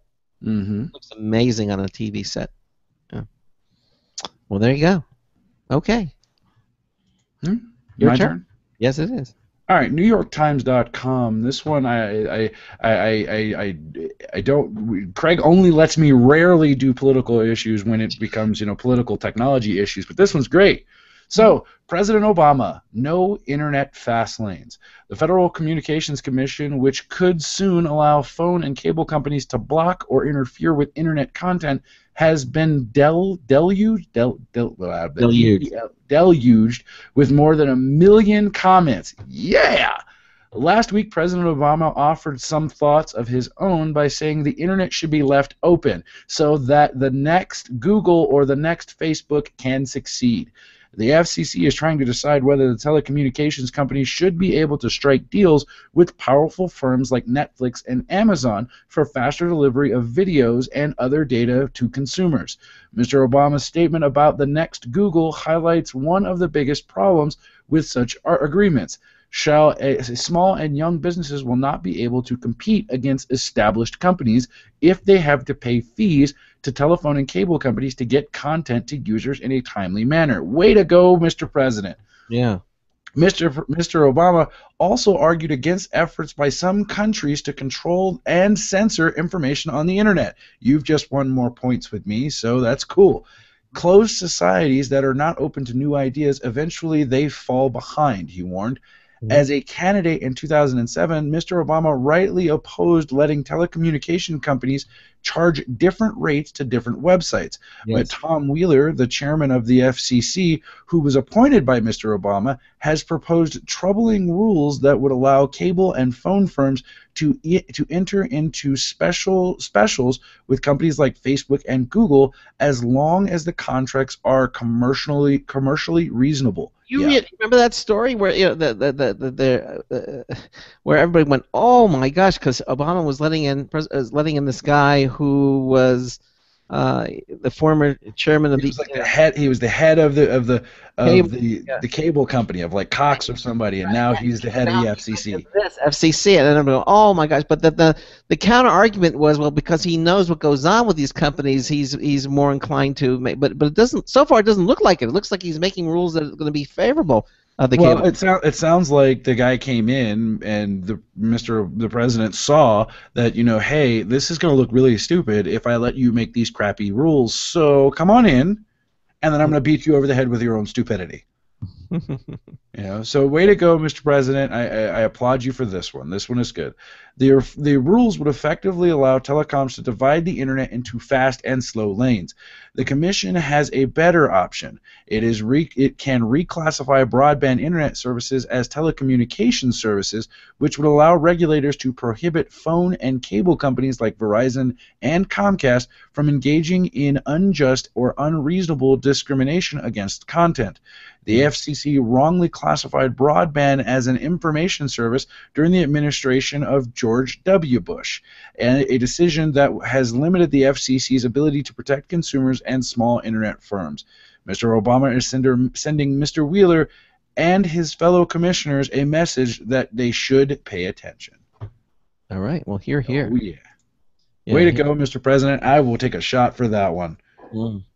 Shot of vodka. Here you go. One more thing that Bush. Oh, jeez. Let's blame it on Bush. Exactly. It's all Bush's fault. Yeah, evidently it must be. Okay. YouTube is the news. According to Engadget, YouTube is refreshing its television app for set-top boxes, game consoles, and smart TVs. So if you use YouTube's app on your TV, get ready for a new user interface. Finally. The app has a much cleaner look now, in line with Google's material design, and includes features that you're used to seeing on your computer, smartphone, and tablet, such as a guide that pops up on the left side, the latest videos from your subscriptions, and curated channels. The refreshed interface should pop up soon.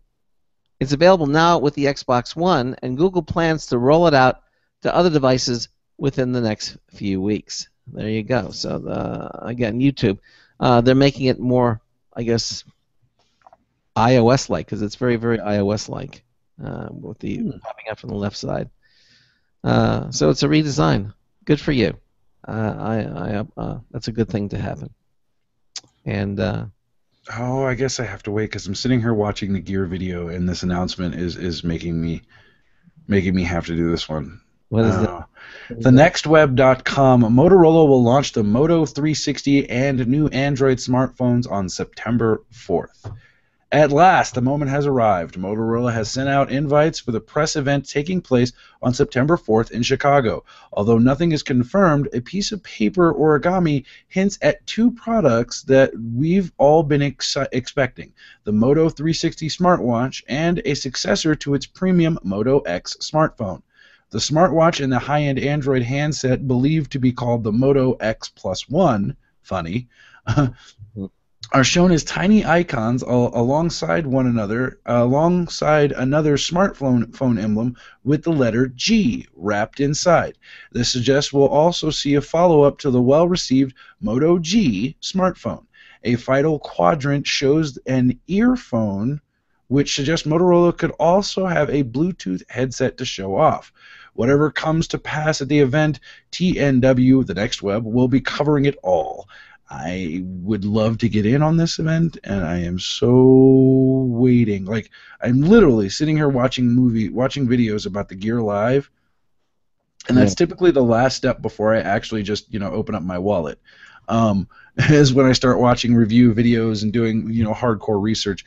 But I am going to hold my breath and I'm going to wait because the Moto 360 looks absolutely beautiful. It is. It's a beautiful watch. There's no question about it. And when the moment I saw it, I knew it was something different. I said, I was a little bummed that it was only going to work on an Android phone, but still, it'll pick up some of the stuff from your iPhone, but it won't be as complete as in functionality. You can fix that, right? Yeah, I get an Android phone. Yeah, just saying. I saw that coming a mile away. Just saying. I mean, you can fix it. Or you could just do like I do and get both. You get both, exactly. I mean, I rocked the Nexus 5, and I've since switched back to it, and I'm enjoying the device yet again. But I don't know. We'll see. I've heard video games being used for all kinds of things. Actually, we don't have time to do this. I want to come back. I'll do this story, but let me just say that our Logitech contest is fully, and I have confirmed with Logitech, all the prizes that you see there are the current prizes. We're doing one more with the Logitech UE 600 noise isolating earphones and the G400S gaming mouse and the HD webcam C310. One more, and then we'll have a refresh after in September. So get your entry in now. A Logitech contest. Send an email with your full name, shipping address, and phone number to contest@computeramerica.com. Okay, it closes out at midnight on Friday, September the 12th, and then on Monday, September the 15th, we'll do all 3 winners. All right, so get your entries in now. You listen to the Computer America Show. We've got lots more news coming up. Stay with us. We'll be right back. This is a special alert to all Americans who own a vehicle with less than 120,000 miles with an auto warranty about to expire or no warranty coverage at all. Due to a decline in the economy and major car companies filing for bankruptcy, Cover America Auto Care has announced revolutionary, inexpensive mechanical breakdown coverage that is now available to the general public to save consumers thousands on auto repairs. An open phone line has been established for drivers to call who own a vehicle that is less than 10 years old for a free 5-minute quote and to see if you qualify. The number is 800-483-2514. Drivers who are covered with this auto protection will not have to pay for a covered repair again. This is the auto coverage now sweeping across America at a fraction of what dealerships charge and is now available to the public by calling today. The number to call is 800-483-2514. 800-483-2514. That's 800-483-2514. Don't complain about your cable bill going up and up and up. Do something about it. Grab a pencil and jot down this special number, 1-866-663-MY-TV. The more cable TV rates go up, the better digital satellite TV looks. So, disable the cable and get more of your favorite channels in 100% digital quality for less money. Call 1-866-663-MY-TV right now to sign up for packages starting as low as $19.99 and up to 4 rooms. And there's no equipment to buy. That includes your free HD TV upgrade, your free DVR upgrade, and your free professional installation. And the best part, the pristine digital picture and sound. Call 1-866-663-MY-TV. So, what are you waiting for? Pull out your major credit or debit card. Call 1-866-663-MY-TV. 1-866-663-MY-TV. Disable the cable, cut costs, and get more. Call 1-866-663-MY-TV. 1-866-663-MY-TV.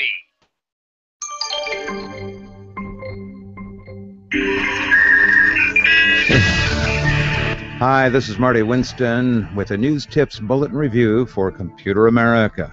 This time it's the Baco Nightstick rechargeable flashlight, model NSR 9746. Do you remember Captain Kangaroo? Well, not even Captain Kangaroo could fit a 13-inch long Baco Nightstick NSR 9746 rechargeable flashlight into his pocket. But this brute of a metal-cased light is designed for ready access with a slip-in charger dock that an AC wall wart or a car's 12-volt accessory plug can power. Holding in its power switch cycles it through its 3 modes. There's a high mode, 420 lumens, good for 207. A medium mode, 225 lumens, good for 10 hours. and a low mode, 45 lumens, good for 63 hours. It also has a 400 lumen strobe mode, good for 8 hours. And you activate that just by double-clicking. Bottom line, the Baco Nightstick NSR 9746 rechargeable flashlight offers a lot of light, a lot of runtime, and a lot of heft with a stay-ready charger dock so you know where to find it. This is Marty Winston with a News Tips Bulletin Review for Computer America. And welcome back to the Computer America Show. 33 minutes after the hour in the second hour. We are doing computer and technology news brought to you by Slimware Utilities, the official optimization software of the Computer America Show. Check them out. Visit slimwareutilities.com and learn how you can clean, speed up, and optimize your computer for free. slimwareutilities.com. If you guys got a question for us, give us a call, 347-884-8881. I'll get you on and get you through. And if you were watching the Google Hangout video there a minute ago, no, that was not a random fluke. That was Craig Crossman and his giant smile and one of his silk terriers, Scottish terrier. Silky terrier. Yeah. Don't you have one of each? You got like a silky, a Scottish, you've got... Got a Westie and I got a blonde Scotty. Yeah, but does the Scotty walk around wearing a red shirt? No, we've tried it though. At Christmas time. He has Scotty. He's a little, the little plaid collar that he wears. There's that, and their personalities are all so different. I mean, it's just amazing. But she's cute. She's so cute. She'll jump right up in my lap. She's the only one that does that actually. Just excuse me, human. Excuse me, human. your time's up. Yeah, right. I don't care you're doing a nationally syndicated show. I want to go on your lap. Exactly. Right? Yeah. So anyway, I kind of tease this one from The Verge. I've heard of games doing things that are good for people, and evidently the FDA, that's the Food and Drug Administration, wants to use Minecraft, the game, to keep people from smoking. Now, how would they do that? I love how this giant push for anti-smoking has come about. I am. This is kind of cool. Yeah.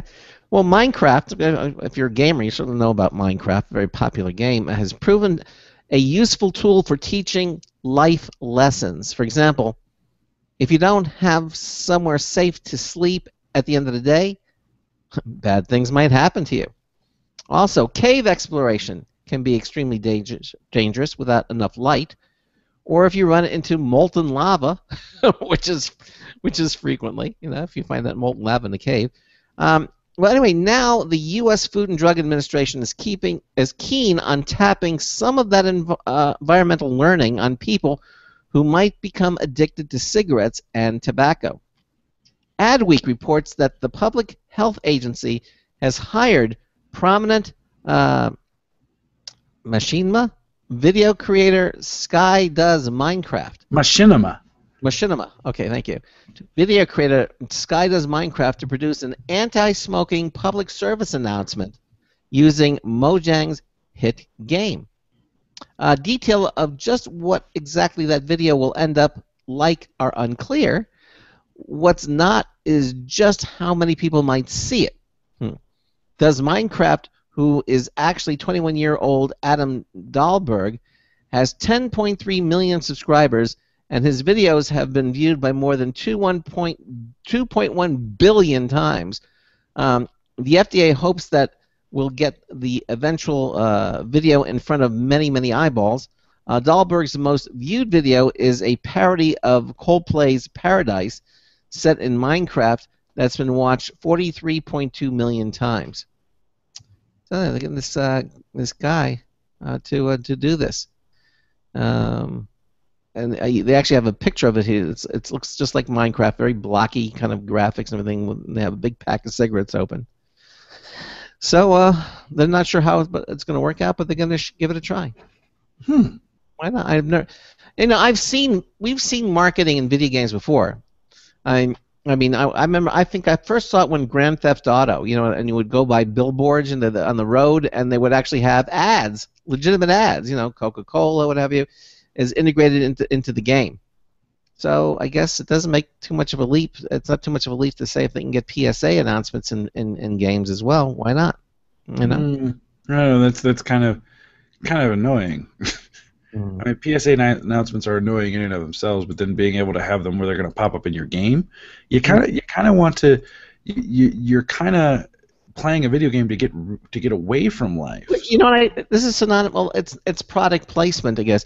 It's sort of like when you go to watch a movie and you're watching a movie and you'll see people drinking Coke, or you'll see it's not part of the story, but it's a part of life. Let's face it. People are drinking sodas. You know, you can see the can. You know, I don't think it's that.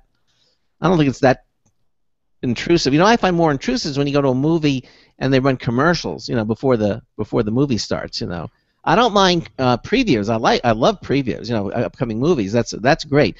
But I'm saying they actually have ads, car sales, and they have all this stuff going on, and it's kind of annoying. But you know, as long as they don't pause the movie in the middle and say, okay, now we're gonna have a commercial, because that's when I would really. Please wait for this commercial interruption. No. They used to have intermissions. I don't know if you remember this years ago. You might be too young, but I know they would have an intermission. You would go watch a movie, and then it would pause for an intermission after the first hour or something, or an hour and a half, and you could get up, walk around, whatever. That was back when movies had no time limit. Yeah. They realized that 90 minutes is probably as long as you can go now. Yeah, exactly. So they had intermissions, but they don't do that anymore now.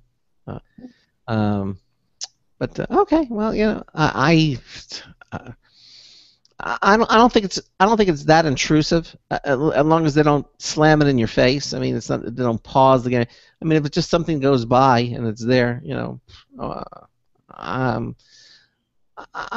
have to really see it to give you a definitive answer. I think with just product placement, that's not so bad. If they're pausing to make a statement in the middle of the game, then that would be bad.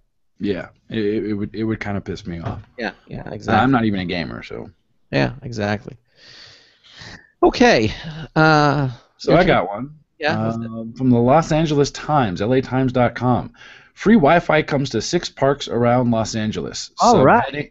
Yeah, subheading, hackers move into 6 parks in Los Angeles to steal your personal information. Free Wi-Fi is now available to visitors at 6 parks throughout the city. Park goers will be able to connect their laptops, tablets, and e-readers to public Wi-Fi networks at Cabrillo Beach, Echo Park Lake, Griffith Observatory, Pershing Square, Rishita Park, and Venice Beach.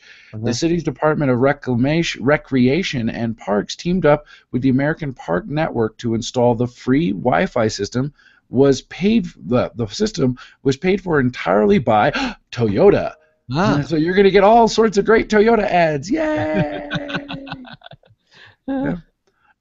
According to the American Park Network, publishers and editors-in-chief Mark Safferton, who said the free Wi-Fi is intended to get more people to enjoy the city's parks. I don't think Toyota's going to throw ads in that. I think I guarantee you're going to see the Toyota logo at least twice. Well, maybe when you first log in, there might be a Toyota logo or something like that. And they're gonna do it the same way they do at the airports. Here, watch this.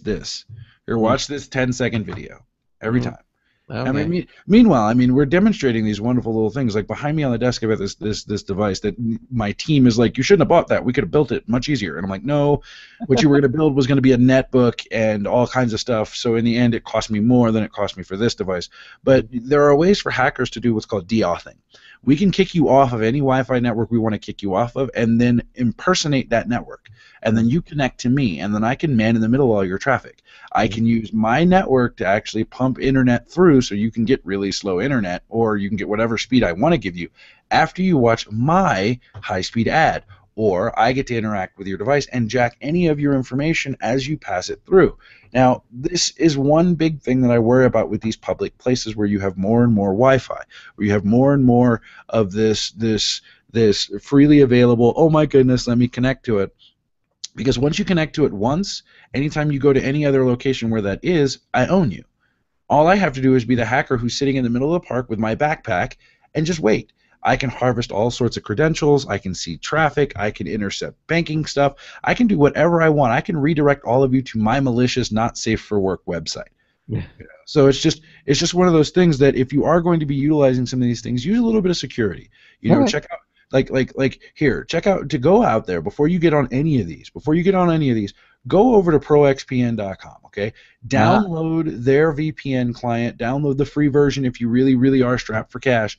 Download the free version, but use it before you connect to any of these types of networks. It encrypts your traffic, it uses high-end encryption, it's fast, it works, it's easy to set up, and it keeps you from people who, like me, who want to be evil, from stealing your stuff. All they see is an encrypted tunnel, and if you're going to be playing in more of these parks, you better be using protection like this, because if you're not, you're going to become a victim, and you're suddenly going to become the next headline.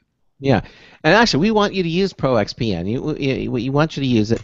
As Charles mentioned, you can get it for free at proxpn.com. But the premium version really is so much faster and better. It's normally just $10 a month or $75 a year. But we have a special code that we've set up with them. It's COMPAM, COMPAM. You'll get an additional 20% off any of their memberships. And once you do that, it's good forever, not just the one time. So if you go for the yearly membership, that's less than $5 a month. Okay. If you're going out, you need it. Even if you're not using it at Starbucks or in the free park out in Los Angeles, even if you're home, ISPs can still monitor what you're doing and then penalize you if they think you've gone beyond some of their guidelines. Mhm. This is it. It's just go to our website at computeramerica.com. You'll see the ProXPN label right there. Just click on it. We have a special page. All the information, the COMPAM is there, and then just click on it again. It'll take you to the special page. You can see the prices going down when you put in COMPAM, and do it, really, for life. It's proxpn.com. Now, there's more to this story here. Did you finish the story, or there's a little bit more? Oh, no, I was making a funny comment in the chat room, because a fort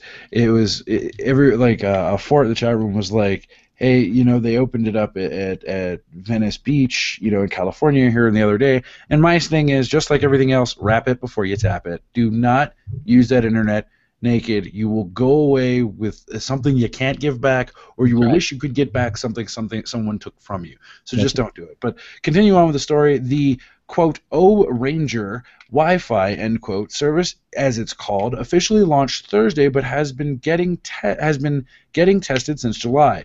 Park goers will have access to the network at designated spots throughout the parks. In Venice Beach, for example, the coverage area will include Muscle Beach. Yeah, so you can totally get your Facebook on while you're getting your muscle on. The skate park, so you can upload those high-speed selfies. And the basketball court, so you can keep that vine of people dunking on people up to date as quickly as possible. Let's say Safertibin, I don't know what that said. The guy, Saferstein, said that the speed of the Wi-Fi service varies depending on the park, but he said users will have high-speed connections that will allow them to check their email or post a picture to social media. However, park goers shouldn't expect to be able to use the Wi-Fi to stream movies. The program is also launching in various parts of New York, and Saferton, that guy, said that eventually it may be expanded to more parks in Los Angeles as well as other cities. Again, from the hacker, okay? Do not use these services unless you are using a VPN. Don't do it. Set it up so that even with ProXPN, you can use a kill switch so that if you're not connected to the VPN, all of your connectivity is done. Make sure that if you've got it and you've used it on your device before and you walk into the area for this, that you either turn off your Wi-Fi or set it up so that your VPN automatically connects when it connects to Wi-Fi. Because if you connect your device to these networks, I guarantee you will get pwned. Guaranteed. I don't care who you are. If you go out here naked with no protection on one of these public Wi-Fis, I'm going to own you, and there will be nothing you can do about it. Yep. Good point. Good point. And that's why we encourage you. I encourage the use of the free flow of wireless information. Like, that's good. I encourage them piping high-speed data throughout the nation using cellular, however they want to do it. That is good stuff. That means everybody's connected. That means there's no longer an excuse for you not to be, right?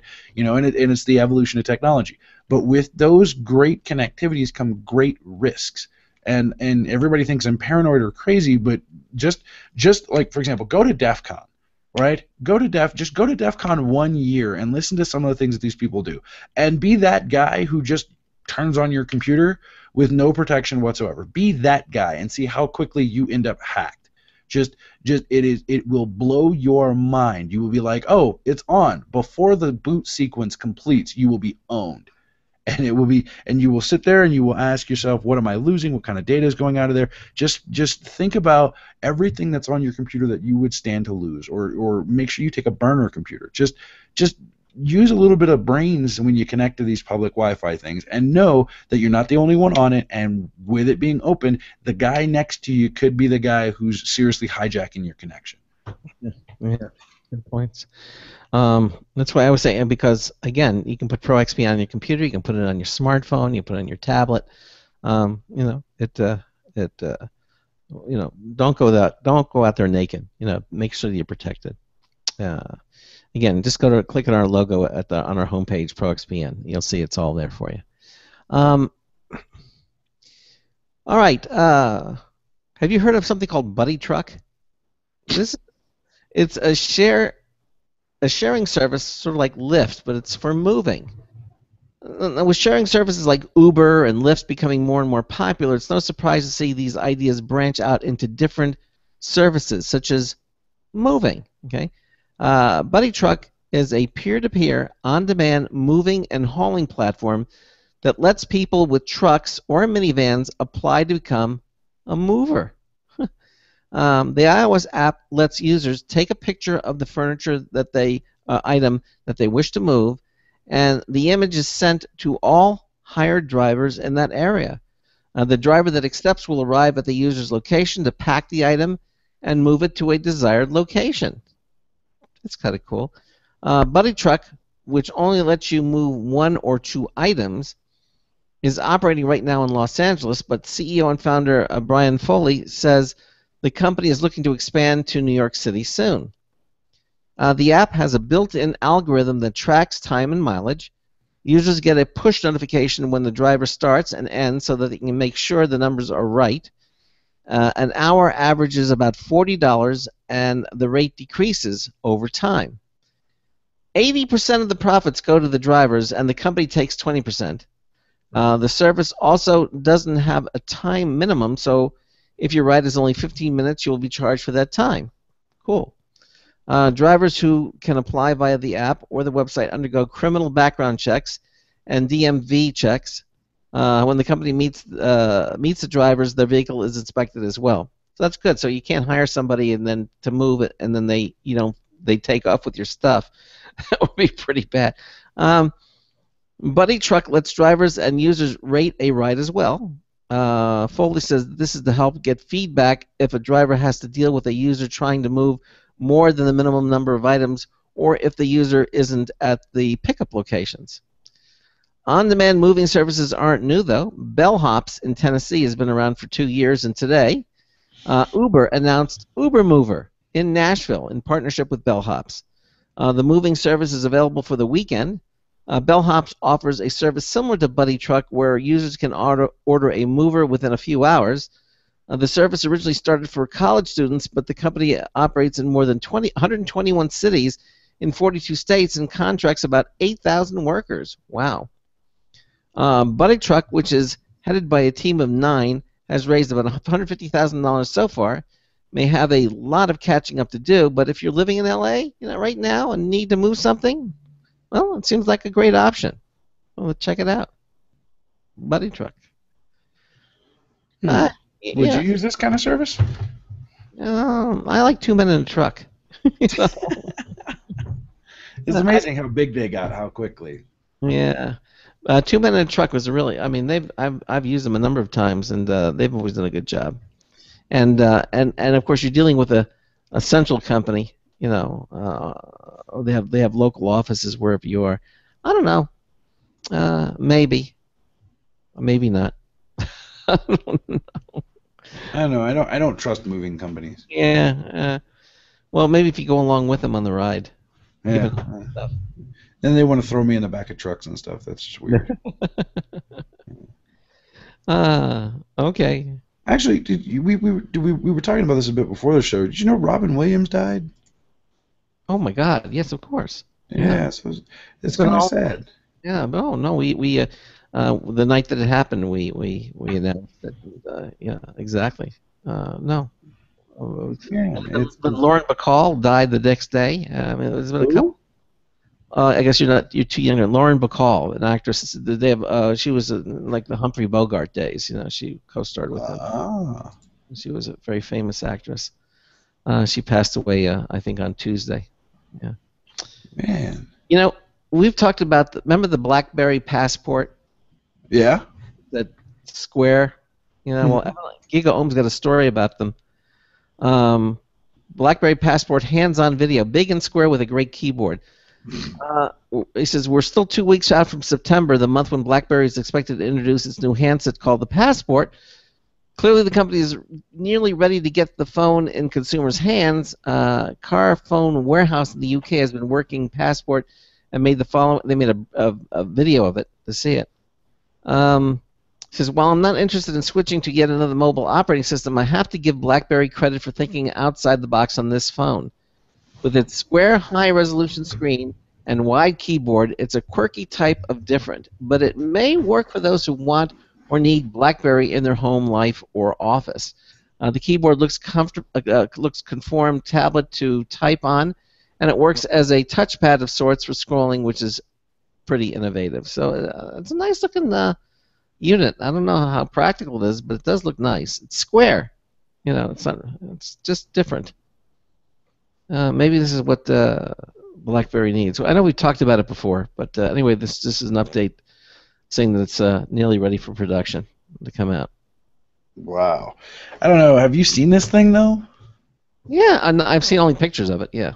Yeah, I think they're going the wrong direction. Every other phone's going, slim and sleek and thin and all this sort of stuff, and they're going the shape of a passport. I mean, I don't know. Maybe. I don't know. Every time I see a BlackBerry, I'm like, you don't ever hear about BlackBerry getting hacked. Like, you don't ever hear that. Why? Because BlackBerry doesn't get hacked. The security on a BlackBerry is kind of like this. If you lose the password to getting into your BlackBerry, just call it quits. You've lost everything on that device. Everything. If you had anything on it of substance, it's gone, and you might as well just wipe it and start over. And it's the same with some of the other ones, like when you encrypt an Android device. But BlackBerry was the first one to do it, and they're still pretty secure. Even one of the other things we saw when we were at DEF CON, what's the thing called, the Black phone, right? I remember that. Yes. What about it? It got hacked in 5 minutes at DEF CON. Oh my gosh. 5 minutes. Guy picked it up, was like, "Oh, watch this!" Bam, rooted, owned. What in the world? How can he do it so fast? Well, he did it. He did it as fast. He did it. He did it using ADB and a couple other vulnerabilities that were built into the device. And the guys who made it came back and said, "Yeah, we were aware of the bug, but we released it anyway because we wanted to get the phone out for production. But we've got a patch for it. We've got all this other stuff. But the fact that you released this and you sold out of your entire inventory, and there are men and women around the world who were looking at this device as a super secure one." Just are still at risk. They're still going to be pwned eventually. And actually, we actually pioneer. We're actually getting ready to launch our own, not hardware, but a service. Instead of you buying a $600 piece of equipment from us, you've already purchased the device that you have in your pocket. You've already got your iPhone. You've already got your S5, your S4, your S3. You've already got your Moto 360, your Motorola X, and so on and so forth.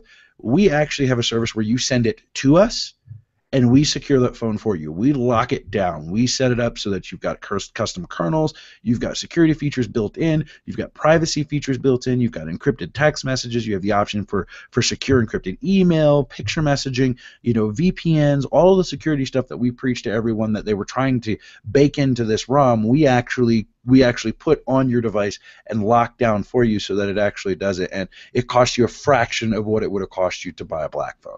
And that's why I'm rocking my Android right now again, because we're starting to build them again. We're starting to build them, and we're testing them. You know, we're testing our custom stuff, we're testing our ROMs, we're testing our applications, and so far it's pretty good. I mean, I still have like ADB enabled on my phone, but that's because I'm a super user, and if you can pry it from my cold Dan hands, then you can have my phone. You know, but even still, I've got full disk encryption and everything else on it. So if you're interested in getting in on that one, actually, you can check us out on our website and come over and send us a message, and we can totally get it. Or just Google me, you'll find me. Trust me. Yeah, you go to computeramerica.com and click on Charles' picture too. You can get it there as well. I'm a smart guy. I'm a pretty guy. You don't think that some guy at Black Hat's going to pick up that phone and say, "Oh, watch this," and do break into it that easily? Actually, we're gonna take ours back next year to DEF CON.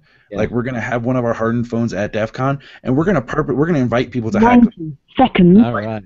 I mean, we're gonna have. I mean, they're gonna plug it in, and they're not gonna be able to do anything. They're gonna be like, "Well, this isn't working." Yep. All right. Well, listen. Coming up tomorrow night, we're gonna have Thalmic Labs. They make a device. This is interesting. Basically, it's an armband.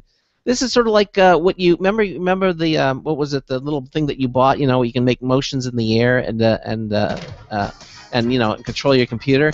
Well, this is something that goes on your arm and reads muscle control, and you can play video games and everything. It's a very cool product, and they're going to be with us here in the first hour of the show. It's going to be really interesting. And then hour 2, computer and technology news brought to you by Slimware Utilities, the official optimization software of Computer America. What was that device that you bought? You bought 2 of them, and then you got this. You didn't like them. Well, after a while, you know, the thing you gesture with your hands and it moved. A Leap. It was the Leap function. Yeah, I only bought 1 of them and ended up giving it to an employee. This is the Thalmic Labs. This is reads muscle control. It's going to be really kind of interesting. We're going to be on tomorrow night, so we'll see you tomorrow night. So until tomorrow night, this is Craig Crossman, hoping that your hard disk never becomes floppy. Do you want me to say that? Is that what you... 10 seconds. We'll see you tomorrow night.